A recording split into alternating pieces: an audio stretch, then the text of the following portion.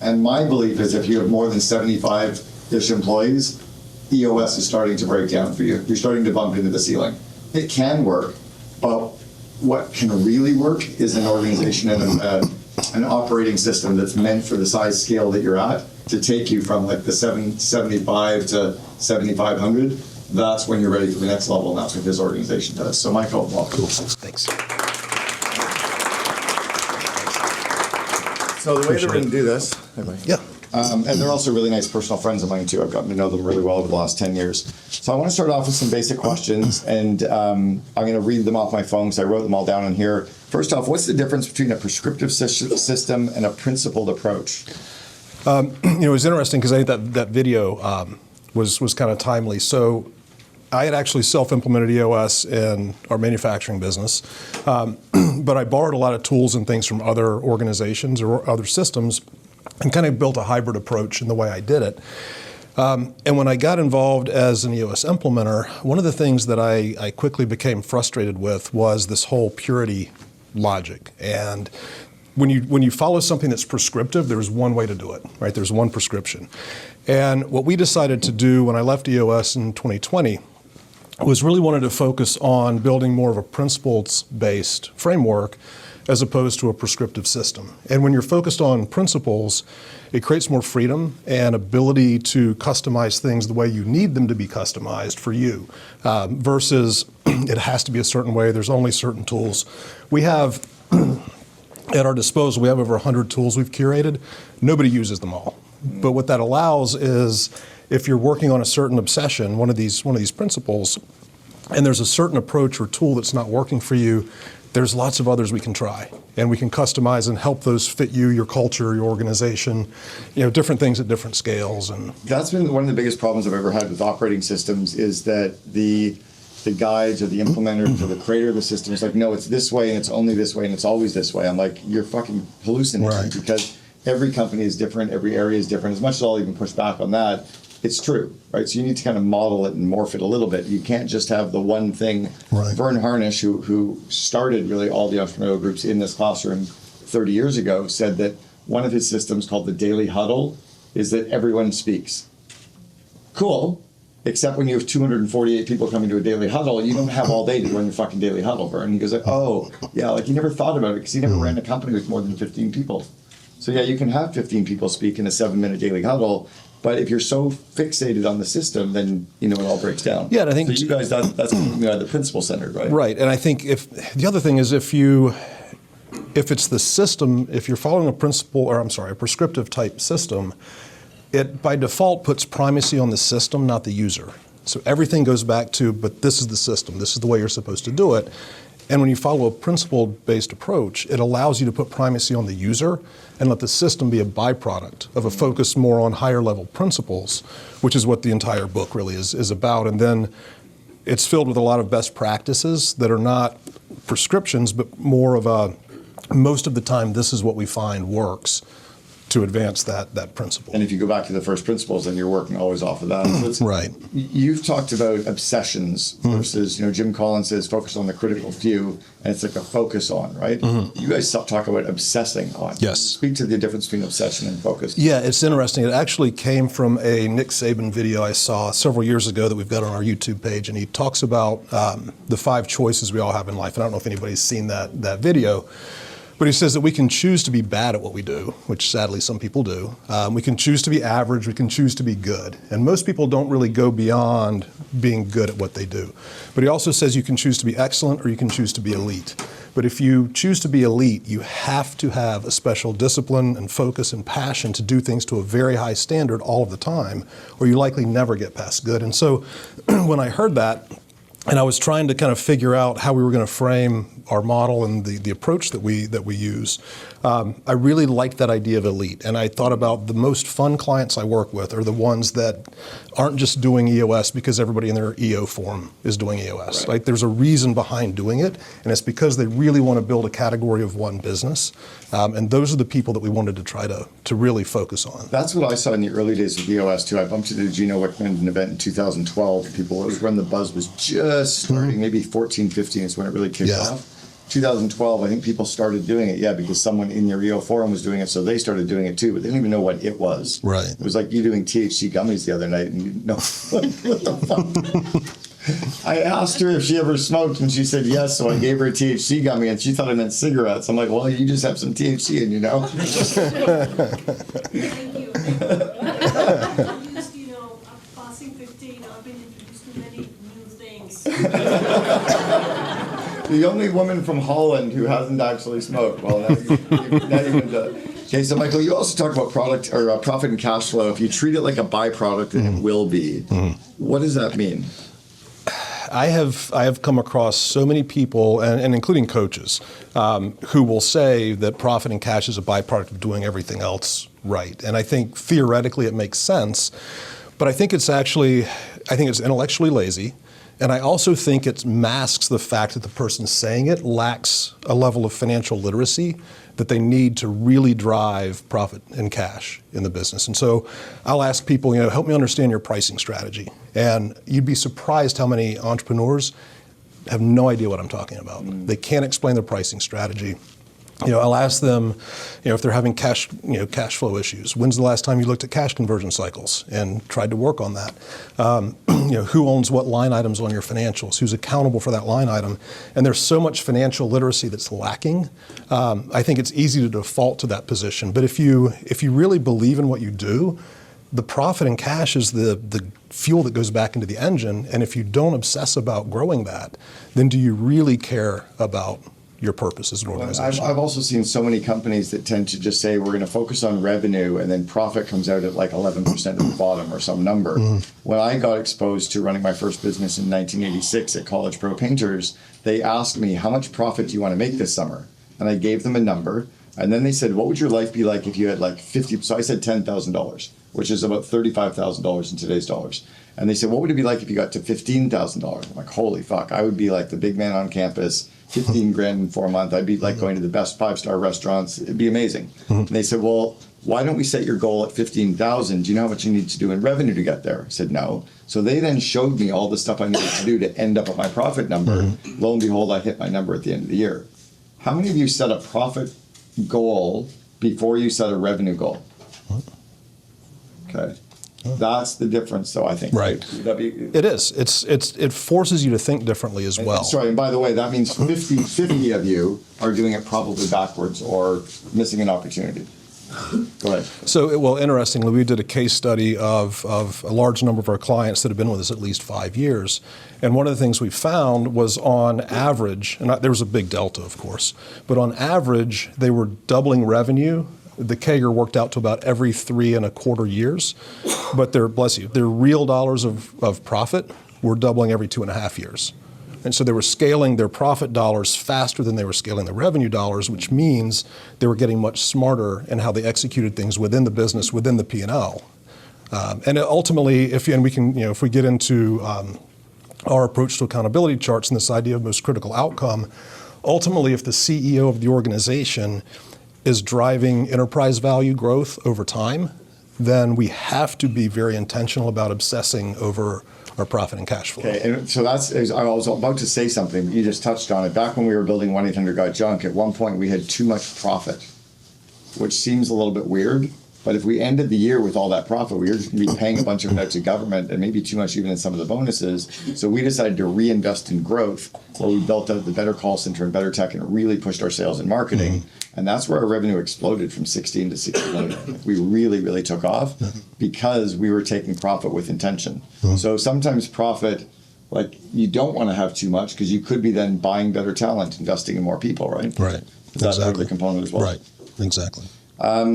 All right, next one I've got is the difference between an SOP and a playbook. I've heard of playbooks, I've heard of processes, and I've heard of systems. What are the differences? Yeah, so the way we look at it is the SOPs, I think the easiest way to kind of compartmentalize it in your mind is if I came to work for one of you as a new employee, the SOP is the level of detail I need initially in my onboarding to understand, if I'm interacting with software, where are the icons? How do I navigate that? Whereas a playbook is for someone who's already trained in the role, is more of a checklist like a pilot would have to keep them going off course or off track or missing a step that's going to cause problems down the road. So think of them more at a playbook level, think more checklists, higher level checklist, SOPs, much more of the detail. And in today's world, most of the things that we train employees on, especially in service-based businesses around SOPs, are things they're doing on a computer. And so even as we've grown our own business and had new guides come on board, bring in their own EAs, we've taken everything in terms of our SOP training, and we use Trainual, which I think a lot of folks do. And the SOPs are the videos. And so what I did is I had my EA, as she was doing things in the regular course of business, do Loom videos of what she's doing and talk into a microphone as though she's training somebody sitting next to her. So she didn't have to spend extra time creating the content. And now new people come on board as they learn how we use our CRM, for example. They watch a video on how to properly enter a lead into our CRM. And as long as they're still onboarding, they just watch the video while they're doing it. So we don't have to spend time training them. It's all basically self-guided. And we didn't have to put extra time into creating that. Makes sense. So you just answered my question I was going to ask as well, is where do you document your system? So who here uses Trainual? Only 2 or 3 of you. Okay. Does anybody use Process Street? Suite Process? Google Docs and Google Sheets? Whale. Whale? That's the best. Is that a new one? Yep. Interesting. Anyone else using Whale? Yeah. A little Well, bit. okay. Yeah. Tango? Yeah. Cool. Interesting. Okay, cool. Good to know. My basic rule of thumb, and I've built franchise organizations, and it's all about having an SOP that then everybody can do. So you kind of boil it down. What we call is like the minimum viable everything. I need a system that can be documented on a Post-it note. And I always believe you can't document it on a Post-it note, it's too complicated. And then you can add the videos and stuff to show each of the different stages. But you need to have a system that's very easy for people to follow. The more overcomplicated you make the system, the less they're going to be following it. Yeah, and the playbook or the SOP. it is, absolutely. And I think to that point, one of the things I found when I transitioned from the manufacturing business that I owned into coaching is almost all of the day-to-day issues in firefighting that we run into, and especially you guys as second in commands, is almost always at its core either a process issue or a people issue. And if you don't have well-defined processes to train people on, how do you know for a fact that it's the people issue? Right? Unless it's a cultural misalignment, of course. But there are lots of, I think, issues that companies wrestle with and that leaders fight with where it's actually the expectations aren't clear, we don't have a clear process for the person to train on and learn, and then we're frustrated because they don't do things the way we wanted them to do. So how do you, I know you talk about coaching people up or coaching people out of the organization. What's the difference, and how do you coach people up or out? So we've got a tool that we use called 7 People Solutions. There's a couple, I don't know if they left, there's a couple. By the way, who here is using Next Level Growth now? What company? Oh, yeah, okay, I got to talk to you because I need some travel My guidance. CEO works with Jim. With Jim Small? Yeah, okay, great. So, And who here is using EOS? Almost all of you. Who feels like they're bumping into the ceiling with EOS now? Anyone using Scaling Up? You haven't? Okay. Anyone else? Anyone using Metronome? Any other operating systems that you run off of? 90.io. 90.io, which is kind of a hybrid of the EOS system. We actually have the COO of EOS coming on the podcast, and we've had the COO of 90.io on the podcast before. We've also had the COO of Trainual on the podcast too. Go ahead. Sorry. what the hell was the question? How do you coach people up or out? Oh, yeah, so this particular tool we use, 7 People Solutions, really kind of is an attempt to take some of the emotional difficulty out of dealing with people issues. And so it starts with the first solution is no action. So sometimes there's an issue with a person that you're dealing with, but in the end it's not a big enough deal. You're not actually going to do anything about it. So just the solution is no action. We can stop talking about it.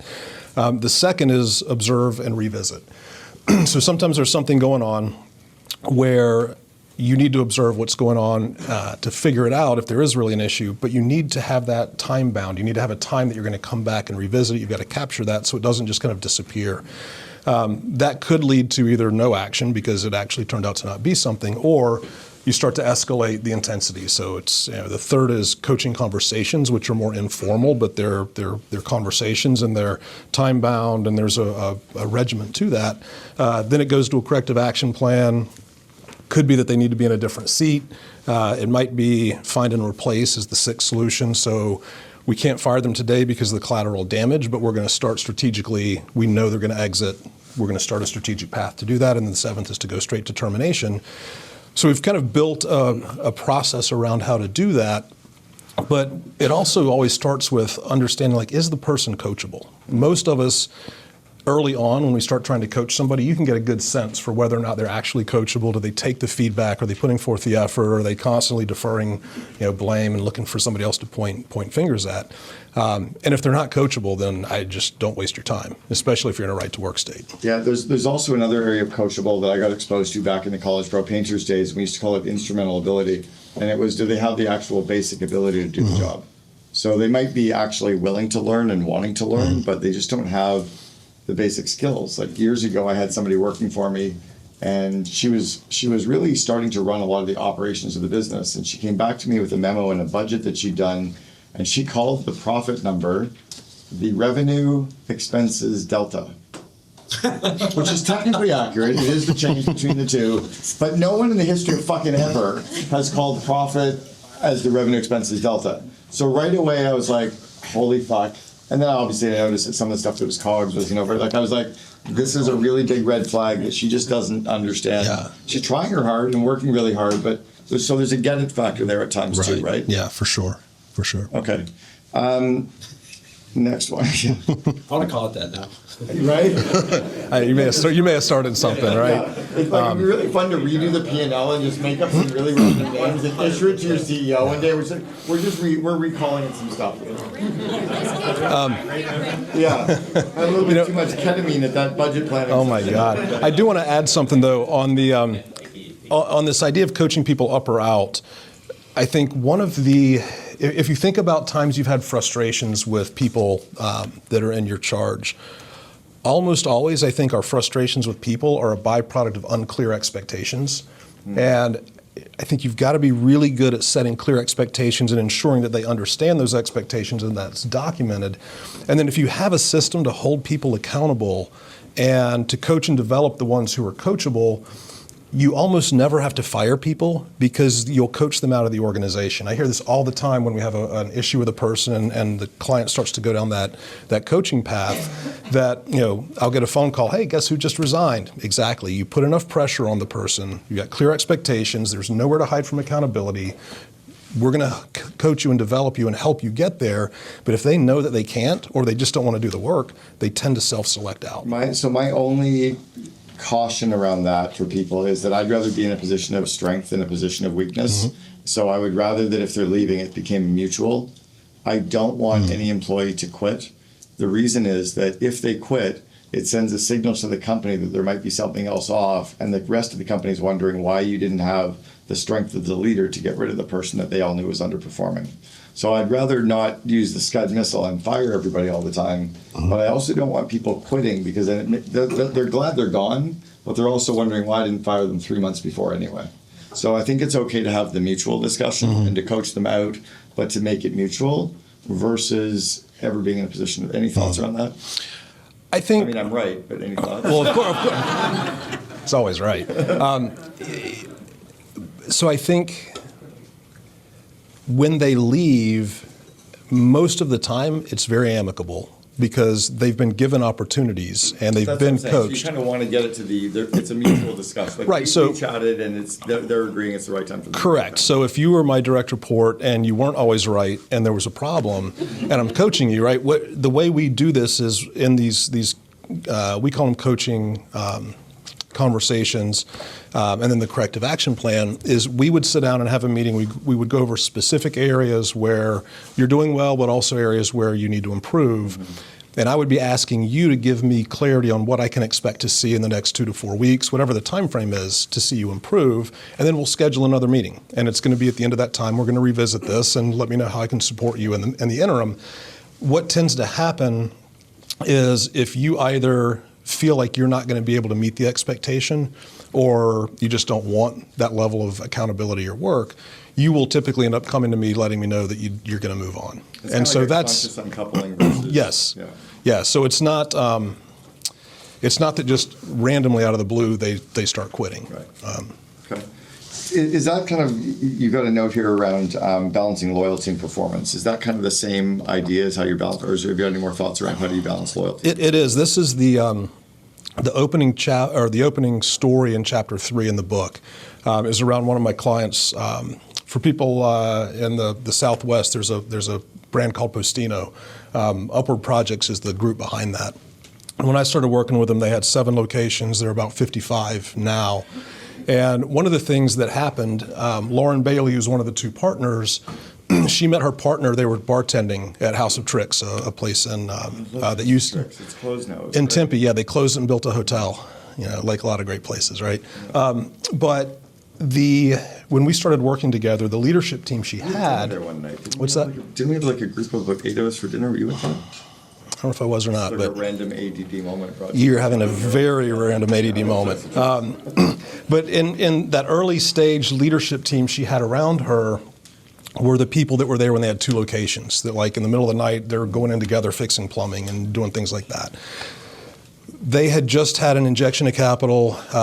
They brought in Brentwood Partners as a PE partner, and they had a whole new level of expectation on growth. And what Lauren started to realize was as much as she loved those people and was loyal to them, they were not the people that were going to be part of the 50-plus location organization. And what was so impressive with her is once she got clear about that, she hired her COO, was an operations director at P.F. Chang's.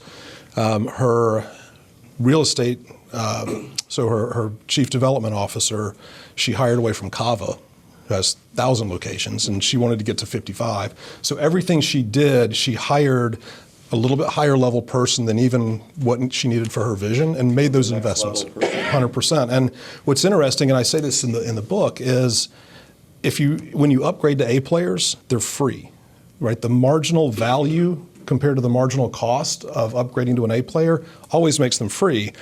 And if you pay them over 24 pay periods at 0% interest, you're financing these A players, right? And so there's often this mindset, well, I can't, that's not in the budget. I can't pay that for that position. So you tolerate a mediocre performer because you're not willing to make a marginal investment in somebody that could be significantly better. This is, by the way, this is a huge bonus time idea that you should write down, big idea calculator. Let me break down the math for you. A lot of CEOs don't get this, and it's really important to explain it. Let's say you're looking at hiring a $240,000 person. Everybody's like, that's so expensive.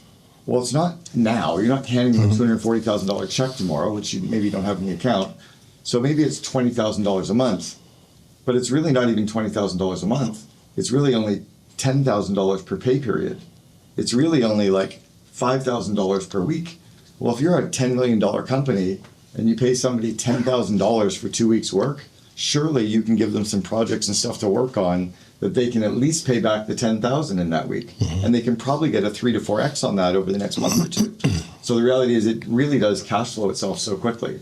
When you break it down that way and show the CEO that way, and then you plan, brief, execute, debrief with each new hire, they will make themselves pay for themselves very quickly. Does that math make sense? Does the logic behind it make sense? Yeah. It's important to explain it that way, right? And then when you use that analogy of I said if you have 2 A-level volleyball players against 6 B-level, the 2 A's will destroy the 6 B's every single game. And the total, it actually costs less as well. A couple of things to follow up on that. I want to talk about onboarding versus waterboarding with new employees.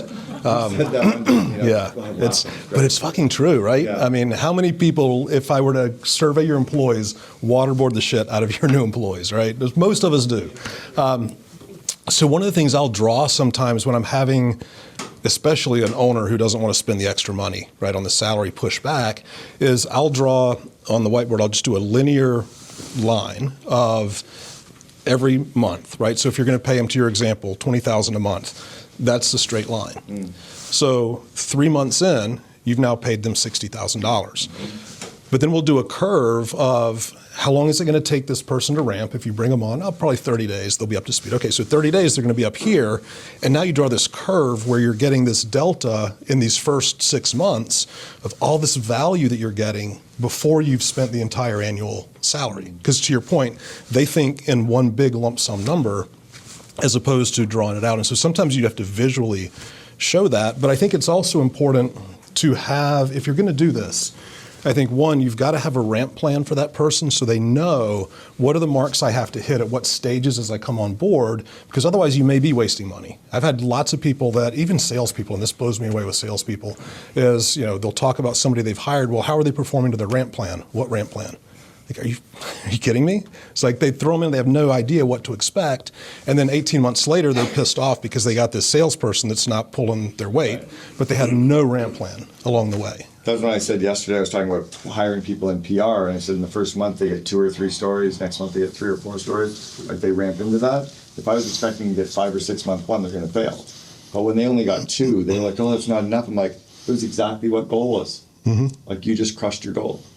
Can you talk about what onboarding does look like then for, let's go with 2 groups of people, a senior executive and a frontline provider, a frontline employee? Frontline employees, I think, because oftentimes there's less complexity to the work, it's a faster onboarding process. But I think any onboarding process, for both extremes of that example, there needs to be a defined cadence of check-ins with the employee that you follow during whatever that time frame is. So if I was going to bring in a warehouse, a new employee as a forklift operator, right? That's probably a couple of weeks of onboarding to get them up to speed, as opposed to bringing in more of a senior level, upper level management person. One of the things that I talk about in the book is we teach a process we call quarterly calibrations, which is walking through each of the core values, and these are two-way conversations. So it's the team member evaluating themselves, and then it's you or whoever their boss is evaluating them, and you just calibrate. If you think about any piece of equipment, to perform well over time, it has to be recalibrated regularly.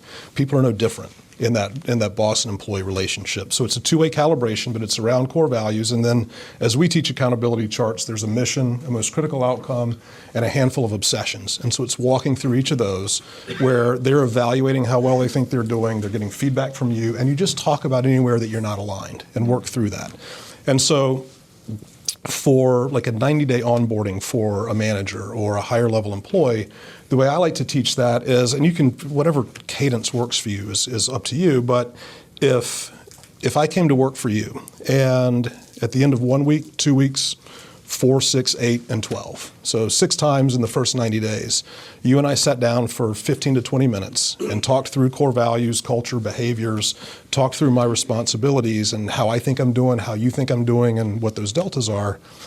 That will help. Number one, you'll know within those 90 days if I'm a right hire, or if you've made a mistake and I'm not a right hire, and then you're inside 90 days, so we can part ways. But most likely what will happen is I'll feel like you've got my back because you've given me a lot more time than anybody has anywhere I've gone to work. I've gotten all my questions answered, and I'm really well set up to be successful in the role. And I think if you have a good onboarding with employees, they tend to stick a lot longer than if you just kind of, as I say, waterboard them. So I'll give you a couple examples around onboarding that we used to use. And I've been recently in the last few months saying that if you're hiring a senior person and it takes you 3 or 4 months to recruit them and hire them, your onboarding should be about 3 or 4 months. If it takes you 3 weeks to go hire somebody, your onboarding is probably about 3 weeks because it's probably not as complicated. Yeah, that's a good. And then it's indoctrinating them into the culture of the organization. So I'll give an example. Years ago at 1-800-GOT-JUMP, 22 years ago, we were hiring a marketing coordinator. She was working in our marketing team of 10 people. Her name was Amy Chan. We brought Amy in, and it was about 4 weeks into her being with the company, and I bumped into her in the lunchroom, and I said, "How's it going?" She goes, "I just can't wait to get started in my role." I'm like, "You've been here forever. Like, everyone knows who you are. What do you mean?" And she goes, "Monday is my first day of actually getting to do work. I'm still in training." And I was like, whoa, that's right. It's a 4-week onboarding process for you. But in that 4 weeks, she'd gone and ridden in the trucks for 2 days. She'd done marketing with the marketing department in each of the tactical areas for a couple days. She sat in on the call center on calls for 2 days, sat in on 5 days of franchise training, 3 days of call center training, had lunches or dinners with every single manager and director in the organization, had read the operations manual and done a test on the operations manual, had reviewed the website and came up with 20 areas that we can improve, had reviewed 15 pieces of marketing material. And like, she literally had been indoctrinated in the cult. Now, how do you think she's going to be as a marketing coordinator showing up day one of really working? Fucking racing, right? Versus the person that you started on day two, you have them working on stuff and they don't even know what we do yet, right? Yeah. So I think there's an opportunity with that as well. Yeah, for sure. You must be learning a lot sitting with me. I am. It's fascinating. Like every time I sit with you. Is he like this the entire time? No, Jesus. I'm making up for the first night. Remember when I couldn't stretch together a sentence? God, I was bumbling. I was like, what the hell? I was nervous for some reason. Has he taken invest in your leaders? Oh yeah, what's a good course to grow your people in? I don't know. Should we say it all in unison? Like, make him feel really good? Quarterly calibrations. What are quarterly calibrations? Is this company? Is it a person? Is it a business area? And then why are they so effective? So this does go back to what I was saying in the using that same logic in the onboarding, doing that, whether it's every 90 days or twice a year. I think if you go more than 2 times a year, you're probably not frequent enough. But also, when you've got good employees, good A players, you don't necessarily need every 90 days to sit down and go through the process. So I always tell people to kind of figure that out. But it's back to that idea that let's say I've been working with you for years, maybe it's twice a year, but still yet sitting down and going through each of the core values, how you're observing me relative to each of them, how I feel like I'm doing around each of them, and then how well am I consistently achieving my mission and my role? Am I reaching my most critical outcome consistently? And then each of the things that I need to obsess about in my role, do I feel like I'm meeting your expectations? Do you think I'm meeting your expectations? Exceeding, failing to? And this was one of the things, like for me. Does anyone do this kind of meetings with their employees? Do you know that Michael and his wife Elizabeth do this kind of? Is she still here? Where's she? Oh, it's okay. But Michael and Elizabeth do a weekly in-sync check-in meeting with each other on their marriage. They've been married for like 50 years, or 40. You're not 50, but you've been married since you were childhood sweethearts. Mm-hmm. How long? When did you guys start doing your weekly in-sync? So the weekly couples meetings that you guys do? How long? Yeah. When did you start doing those? I would say 6-7 years ago. Yeah, probably so. Yeah. So who does one of those with their spouse? Well, I have it in my calendar. Give it in your calendar. Yeah. Well, that's That counts. My wife and I did it once. We did it on a drive. We did it one day. Yeah, that's why we're stuck. What? Every Sunday. Every Sunday. Yeah. Yeah. So there's something really powerful, and this is an obsession versus a focus. You can focus on your marriage, or you can obsess about your marriage. You can focus on building a great company, or you can obsess about building a great company. It's why Michael's book is called 5 Obsessions of Elite Organizations, right? Versus like the entrepreneurial operating system. Cool. Which is going to get you there? An obsession, like, he's following the difference? Well, and that's part of it, and it's interesting, like that video and talking about the user experience. I think, when I was with EOS, kind of the tagline was helping you get more of what you want out of your business, and it does that. Like it's a very good introductory, foundational kind of systemization of how you do things, but it doesn't give you what you need to really build an elite category of one type business, and that's who we want to focus on. So the systems in next level growth are not EOS made prettier with more fields to fill out. They're completely different in a way, aren't they? Many of them are. Some of them are evolution. So, like for example, I thought when I first came across accountability chart, I thought that was a very good upgrade from just a basic org chart. Mm-hmm. But as I started looking at, if you think about interaction for a director of operations, one of the roles or responsibilities, I don't remember which one they call it, is make the product or deliver the service. How fucking vague is that, right? I would look at that, and the way we teach that is if you're a director of operations, you own the operations process, playbooks, execution, and outcomes. That's the statement. That's an obsession. And if you own it, and the words are very specific.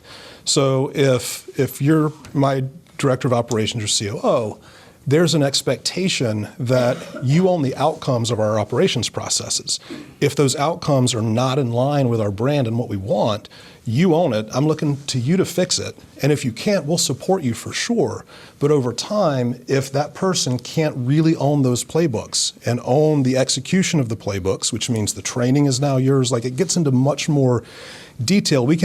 Travis and I could have very acute conversations about specific areas where my expectations aren't being met and the company's needs aren't being met, that he can now go with crystal clear understandings and address and fix, as opposed to deliver the service. So what Michael just touched on there, add to what Ari talked about. So Michael's saying that the person owns the playbooks, owns the systems, right? And then what Ari's saying is, they also owned the need to be trained, right? And so if you own the systems and you're not doing well, or if you own the systems, you don't feel like you're taking it to the next level, it's up to you to come and ask for the support that you need. Right. And I think that's the very difference versus I'm managing people and I'm holding them accountable. Hire accountable people who know what they're supposed to do, who know they can come to you with help, and are going to come to you saying, I need to raise the bar, I want to raise the bar, I want to make it better, I want to make it better. Versus us having to keep telling them, make it better, make it better. Right, and so, exactly, and it also ladders very well into the organization. So again, if I'm coming in, Travis hires me as a manager, then I would still have an obsession around our playbooks, but for me as a manager who also has direct reports, it might be to drive the operations, playbooks, execution, and outcomes. You know where this has been really relevant for me and visible is Bianca, who's sitting over here, has been, over the last year, in an unbelievable way, driving me crazy with all of the amazing ideas you have, because you own marketing as our VP of marketing, coming to me going, the website sucks, we need to rebuild it. The landing page of the course sucks, we need to rebuild it, right? The email marketing, we need to replace the company. Our YouTube marketing, we can take it better, we can freelance it. Normally, I would be delegating all those stuff to her because she owns it. She's coming to me telling me what needs to be done. And I'm just going, fuck yeah, let's do that. That's because somebody owns the area, is responsible for the area, wants the area, and then she might say, can you work with me and help me? But that's the difference. Yeah. Exactly. And then even for a frontline employee, and this is all in the book, you'll see this in the book, but for a frontline employee, it might be to follow the operations playbooks, period. Right. Like, I don't want them making shit up. I want them to follow the playbooks. The manager who drives it is working with them. The manager can't change the playbooks, but the manager's looking for execution flaws, outcomes flaws, and working with employees, or coming back to Travis, hey, I think there's a better way to do this because X, Y, and Z is not actually happening. I think we need to look at our process. He owns it. He's the one who makes the decisions on what we change. Okay, so the last question I've got, and we'll open up to the group, is, and maybe you've already covered this, is the framework of mission, most critical outcome, obsessions. Can you speak to that as kind of why that's so different, or why it? Yeah, and again, it goes back to trying to kind of evolve an accountability chart and make it much more clear. And it goes back to what I said earlier, that I think most of our frustrations are around unclear expectations.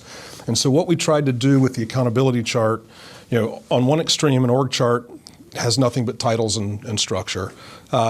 The EOS accountability chart starts to bring a little bit more clarity. Job descriptions are way too much detail and people never look at them after they're hired.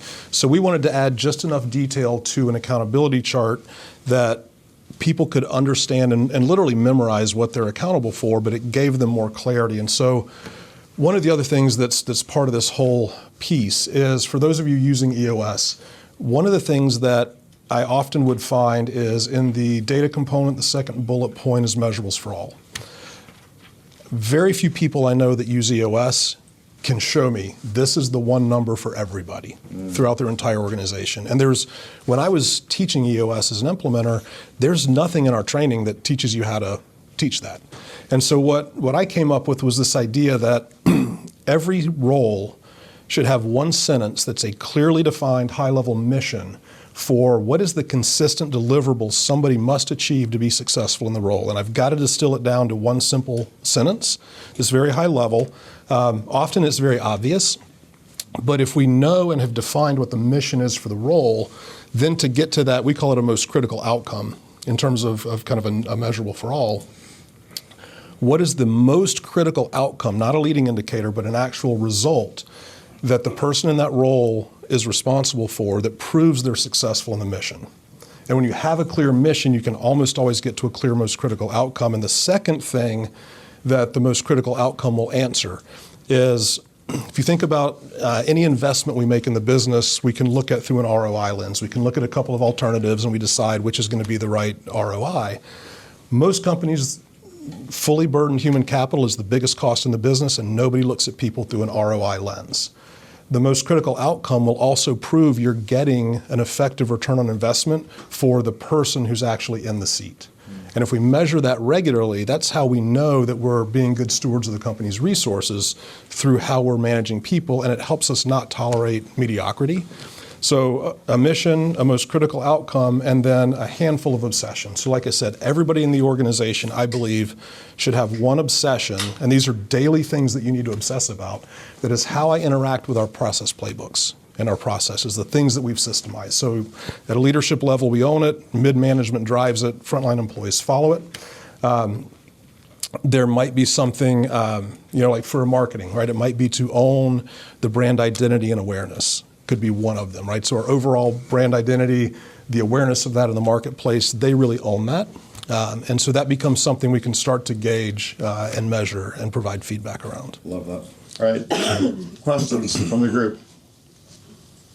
Yeah, so if we think about someone at a director level, they have that one sentence distillation that you referred to, and also the outcome from it. When they are struggling to fulfill that, what does accountability look like for them? Like, what are you looking for in a person who's accountable for themselves in that situation? I think when companies go down this path and they start to pivot to this, rather than, so for example, if you were my direct report, rather than me telling you, here's your mission, here's your most critical outcome and obsessions, I know what I think it should be and what I would like it to be, but I do it as a conversation with you versus something I'm doing to you, because that weigh-in creates some buy-in. And so if you've agreed to the mission, we've established the most critical outcome and the goal is X, and you agreed to that, it almost creates a de facto agreement between us, which makes it more likely that you'll hold yourself accountable. And we may go, 90 days in or 6 months in, you're consistently missing the goal. What that's intended to do is force us to have a conversation. It doesn't mean you failed. It doesn't mean you're getting fired. We may actually go back and start looking at the data and realize we set the wrong goal. And if we agree that that needs to be adjusted, we adjust it. But if we agree that, no, we should be able to do this, and the problem actually, let's say you're a sales director, which is very common with salespeople, and I can especially say that since we don't have a bunch of them in the room. But it could be that half the people on your sales team aren't following the fucking playbooks, and they're doing their own thing or whatever, and we're not getting the results. Well, of course we're not, because we've let them all go off script, right? Does that? You know how salespeople never follow playbooks and systems? They absolutely will, if you strip it back to the critical few things and you bullet point it out and you make it simple. If we could take college pro painters and train 800 university students to follow a scripted playbook on sales, I can still, to this day, recite the 10-step estimate sell process, and I left college pro in 1994. So if I can recite something from 31 years ago, is that right? 31 years ago? Jesus. From 31 years ago, then you can absolutely script out a sales process. Okay? So the key is to make it very simple. Does that answer the question? Yeah, thank you. Okay, sure. Cool. Next question. Yeah. This is kind of a loaded question, but. All right. Thanks for warning me. So we rolled out 90.io 2 years ago, and now I have a leadership team that is working off of this framework. And I've just been feeling like we've set the vision, we have the value, we have the purpose, we have, the profitability, the revenue, and that's the target. But then every quarter we meet and we have a facilitator, And we get so stuck on these rocks that we set, like for each department, but then at the end of the quarter, we're not hitting the numbers of the profitability and like the revenue, and then I feel like we're wasting the whole quarter working off of these like rocks and tactics and strategies, and I think we're all trying to achieve like crossing off the rock and getting a grade at the end of the quarter, and they're so fixated on that. Right. Instead of fixated on the goal, which is the profitability and the revenue. And I'm having a really hard time explaining that to the team and to the facilitator in a way that Right. because they're so fixed to the framework. Like Yeah. They're just, no, this is the way it goes. Yeah, so this is one of my big pet peeves with systems. Again, it's putting primacy on the system and following the process versus the results and the outcomes. When we developed and adopted this most critical outcome framework, and I'll just real quickly kind of walk through this because I think this is what becomes primacy. So if we were shareholders or we were board of directors and we were going to bring in a CEO to run our company, we probably would want their most critical outcome to be enterprise value dollars to goal. And we would establish some goal year over year of how we wanted to see our enterprise value grow. If that CEO hires a chief revenue officer, their most critical outcome is as obvious as revenue dollars to goal. But most companies I see, salespeople aren't hitting their goals and nothing happens. So there's no accountability. A director of operations, chief operations officer, depending on what level of ownership you have within the financial statements, might be net operating income dollars to goal. Sometimes EBITDA, sometimes it's net income. But if everybody has a most critical outcome, and at a leadership level it's that, then that becomes the single most important thing. We have to make sure what we're doing this quarter, what we're doing this month, this week, is driving that. And so in this particular case, I'd be curious to get more into how do you set rocks, for example. So one of the ways the way I encourage people to do this is when you have an annual growth plan, at an executive level, you only set rocks that are advancing the goals of that growth plan, the revenue and the profit. Everything else is secondary. Those are the only things that matter. So like, for example, if we mapped your rocks back to the annual growth plan, how many of them directly map and correlate, how many don't, and what's getting done and not done around those. And it's also about the quality because, even with 90, I'm sure you're using milestones and that feature as well. But sometimes we're creating milestones to have boxes to check in our weekly meetings versus, the outcome that we're trying to get by assigning this as a rock. What's the actual outcome that this rock will deliver? The wording of them, I always like to write the rocks as though they're already done. Because some people will write rocks, and if you read the verbiage and the language and the voice of it, it's like, this is a thing I need to do versus this is a thing that's done. And even little things like that can change some of the mentality of how you address them. I don't know if that's... Let me add to this. So when we scaled 1-800 Got Junk, we reverse engineered the goal. Okay, so we set the goal, and then we figured out all the things we needed to do to get there, and then set the milestones to get there. So as an example, we would set our 5-year goal for revenue, but we also had an employee net promoter score goal, a customer net promoter score goal, a profit goal in dollar figures, and a dollar figure for revenue every year. Then we would break those 4 down by quarter and by month, reverse them. So then every month we would have goals for revenue, profit, customer, and employee. And then every business area would come up with their top 3 rocks for that month to make those goals happen. And each person would have their top 3 for the month to make those goals happen. When the person and the business area committed to their top 3 rocks, each one had to say which goal it was attached to. If they couldn't attach a rock to a specific goal, then there was no point in fucking doing it. Or we would then say, wait, we've got 18 rocks all driving revenue, but we have no rocks driving customer or employee.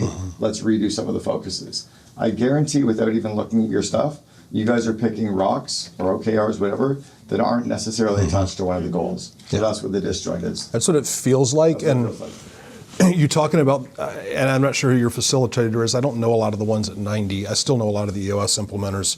But one of the things that was a frustration for me was the delta between, there are some really great EOS implementers that have tons of big time experience, and there's some that have been lower level employees. There were a few that have been school teachers, right, and became implementers to teach you how to run a business. It's kind of nuts. one of the things that I set as a bar, and Cameron and I argued about this, and in this case I'm actually right, was that, he'll still disagree, but I wanted to set a standard that nobody could become a partner in a business guide at Next Level Growth.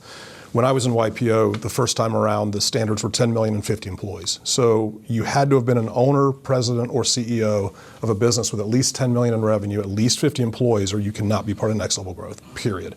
And the reason for that is these are... What did I say? You said I should hire a couple hundred former COOs, pay them a salary, and scale the shit out of them and make a bunch of money on the Delta. Yeah. I mean, it might have You been the just screwed Quaaludes, that one. but... Because I don't want a couple hundred headaches to deal with. Oh, right. I can do this. But Well, no, so here's what's interesting. This is a really good point. So he's right. I was trying to give him OKRs for stuff that wasn't attached to his goal. I didn't know what his goal was. When he told me his goal, I'm like, none of my opinions and ideas and OKRs matter because none of them are going to help you get to your target. Right. Even though my ideas were good at They were very scaling good something, ideas. Great ideas, they would scale. But it's like me saying, like putting a whole plan in place and a map in place and all these cool goals and restaurants on our drive to Miami, but Michael's trying to get to Montreal. My plan is perfect. He doesn't want us to go the other way. right. Yeah, it was as simple as that. But this was something because You should have told me your goal. you should have. You didn't stop talking long enough for me to. I think that. Right. But that was a big thing for me because I felt like if at least the facilitators and guides and coaches that you're using have had that level of experience, they're accustomed to being very outcomes focused. And at the end of the day, it's all about the outcomes you're achieving versus, because otherwise this shit's expensive wallpaper. If you've got all these great plans and great rocks and stuff that you're doing and it's not really driving enterprise value. Whenever I use goals, I always call them SMART goals, but I have a different acronym for most people. So mine is shared, measurable, attainable, relevant, and time-based. So when you're setting a rock, the R is relevant, and a lot of people's rocks aren't relevant. For me, the measurable one, it has to have every goal when you write it down, has to have a dollar sign, a number sign, or a percentage sign in the goal. If it's not measurable, it's not a goal yet. And then it's very binary whether you hit or miss the goal. Nobody can come in on a Monday morning or the end of the quarter and say, we almost got there. No, you either fucking won the hockey game or you lost the hockey game. You didn't almost win the hockey game, right? So you got to make it very binary. It's not soccer. No, soccer's just terrible. It's really smart. They'll run. You know why people score higher in football? They have a huddle before every play. In soccer, they just run around for 90 minutes. Hoping somebody scores. It's a communist sport Other too. questions? It's a communist sport too. So. So something you were chatting about earlier. Right up. Yeah, something you brought up earlier, which is at one point there is too much profit in business. Curious if there's like a sweet spot for profit as a percentage before you want to look at what you're going to be reinvesting. There's a sweet spot for every metric. So every time I do a leadership dashboard, by the way, for a leadership team dashboard, who drives a Porsche or a nice car? What kind of car? Cayenne, awesome. On your Porsche dashboard, what's the biggest metric on your dashboard? What's the biggest data point on that dashboard of your car? The speed. Where is it? Right in fucking center. And how big is it versus all the other things on the dashboard? 50%. And more, right? It's really fucking big. And how often do you look at it? Constantly. What's the other one that's on your dashboard that you look at maybe once a week, maybe twice a week? Right? Over in the corner. But what happens when you get to below a quarter tank? When you get to a threshold, it lights in red and goes, hey motherfucker, fill me up with gas. On your little dashboard. Now, when you go to the car deal, hang on, this is important. When you go to your car dealership and you plug in the car, there's thousands of data points that computer's been measuring. Imagine if they put all 1,000 data points on your dashboard as a leader, you would never be able to see the speed. The problem with almost all of our companies is we have hundreds and hundreds and hundreds of metrics, which means you're not looking at the critical few. So my belief is every leadership team dashboard should have 2 or 3 per business area on your weekly leadership team dashboard, and that's all the leadership team looks at. And every metric has to have a green, yellow, or red. We were at 1-800-GOT-JUNK. Not only did we have green, yellow, or red, but we had to have green smiley faces, yellow middle face, red frowny face, because Brian was red, green, colorblind. So our CEO couldn't read red and green. So then every metric had an above and a bottom threshold. If it was below the threshold, it would light up red. If it was on track, it would be black. If there was something a little bit off, it might be yellow, and then green. And then we ended up adding super green, which meant it was too good, right? That gave us a data point, and then if something happened, we would then talk about it.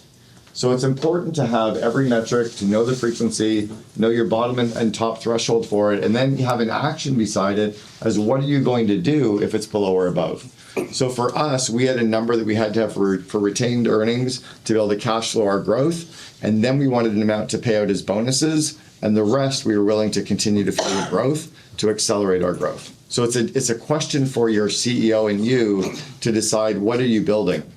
Right? It's like blitz scaling or hyper scaling or just good growth. There's a decision that you have to make there. It's the reason why companies like Open.ai are just buying up talent, because it is a race, right? Yeah. So we talked about like 90.io and Whale. Are there any other tools that feel important to like, systematize this stuff, any of the things? And specifically, I'm interested in, cash flow planning. So like, there's like scorecard, like the waterfall scorecards, the profit first methodology. These are tools and foundations, but Right. it's really difficult to actually put it in a practice in like an actual, without a complicated Excel thing or anything there. In terms of, are you talking more about, like, he's talking about scorecards and dashboards and, Yeah, and for like, that monthly finance would be like, okay, how much do we have to now waterfall through the different buckets, like make a decision on distributions versus funding a couple new growth initiatives. Okay, so I think I got the question. So some of that comes back to, I think, at an executive level, are we not only managing P&L, but also are we really trying to manage our balance sheet? And what do we do then with excess, things like that? I also think if you go back to this most critical outcome logic, to get to, and this goes back to what Cameron said about having like the 2 to 4 things that for each functional area you want to be looking at. If we know for that area what the most critical outcome is, that's typically a month, at an executive level, it's almost always monthly, it's almost always found somewhere on your financials. Of all the different things that drive that outcome, there are typically 2 to 4 that are the most critical drivers, key drivers of that outcome. Those are typically how we teach people to populate the first draft of their scorecard. So that covers revenue, it covers income. Interestingly, for like a CFO role, I will often recommend, and I'm not sure what you guys use, but net cash flow dollars to goal. Because the CFO doesn't control the levers that drive net cash flow, but it forces them in the budgeting process to also begin to budget what we want in terms of net cash flow. So now I have to think about, where do we go with excess? What happens if we're not generating enough? Things like that. And coming into executive meetings, or we call them weekly tactical meetings, but coming into those weekly meetings, I want the CFO to be so obsessed about cash flow and projecting future cash flow that the moment they sense something's off kilter, they're screaming and yelling in the meetings, getting everybody's fucking attention, because that's what we have to protect. And so, no, that's it. If you don't have a CFO or a head of finance, regardless of their title, who's willing to pull the fucking fire alarm on a daily, weekly, monthly basis on cash flow, you don't have the right person or the right expectations for them. Yes, they don't control it, but they have to be the one with their finger on the fucking button. We almost bankrupted 1-800-GOT-JUNK at $100 million in revenue because our head of finance was very quiet, very amiable, didn't really want to upset anybody, and we weren't willing to listen to him. He kept saying, "Are you sure we're not going too quickly?" Or should we he couldn't get our attention. When we finally replaced him with Trish Saltis, who had been the former head of finance at Business Objects, she literally on the first day pulled the fucking fire alarm, and we went into panic mode. Brian had to borrow $420,000 8 days later from his mom to meet payroll because our head of finance couldn't get our attention. Yeah, the other thing that it tends to expose, and I find this with a lot of founders, when the leadership teams come together, the finance lead is usually the last seat that they upgrade, and they will have someone who is either a good bookkeeper, they call a controller, or a mediocre controller they call CFO or director of finance. And it's not a balanced team. If you imagine being part of an organization where you have a CEO who is fucking obsessed about enterprise value, a chief revenue officer who's obsessed about revenue dollars, an operator who's obsessed about operating income, and a chief finance officer obsessed about cash flow, that is going to be a bulletproof business. And you can get a fractional CFO 100%. oversee your P&L and your cash flow and your budgeting on a monthly basis for you, and pay them $2,000 a month to oversee it, and maybe even coach a finance person. Like you pay a next level growth to come in and run your annuals and your quarterlies. You don't need them full time. You can't afford to have them full time, but you almost can't afford to not have them on a quarterly basis. When I started my company 18 years ago, my original brand was the Back Pocket COO. It was way before there were fractional anything's being talked about. I'd never even heard of the term, but my sales pitch was, you can't afford me, but you can't afford to not have me in your back pocket. And all the companies that I helped scale were because I was giving them this operational lens, but they couldn't afford to pay me $1 million a year to sit and coach them. But they couldn't not afford to pay me $100,000 a year to be able to help them. I do want to share one thing, because I know we're going to run out of time in a minute. If you haven't gotten into the book yet, a couple of things. If you are running on EOS, I would encourage you to read chapters 2 and 3. Chapter 2 is on the evolution of business operating systems. Chapter 3, even if you keep using EOS, will give you the blueprint on how we teach accountability charts, so you can kind of level that up. Also, do you have the slide on the? So I have. One of the things I did when I decided to publish the book, I also wanted to have an AI clone as a companion to the book. So there is the QR code will take you to the website. It's askmichaelerath.com. I totally ripped it off from Joe Polish, who has askjoepolish.com. But the idea was I self-implemented EOS, and I literally had the book traction and kind of figured it out from there. But I had done a lot of other systems in the past. I'd used top grading. I had used Mastering the Rockefeller Habits. But when this technology came out, I thought this would be a great accompaniment or companion to people who really either wanted to do it themselves or couldn't afford to hire one of us. And I see all of the back-end conversations, and I've been blown away with everything that we've trained it on. There's a guy in New Zealand that heard me on a podcast, bought the book, subscribed to the clone, and he's having all these conversations about very nuanced roles in his company about how to get to the right most critical outcomes. And it's because it looks outside and will gather information from the web, it comes up with things that would take me a lot longer myself to come up with because of how fast it can find things. So it's a really great resource to use if you're interested.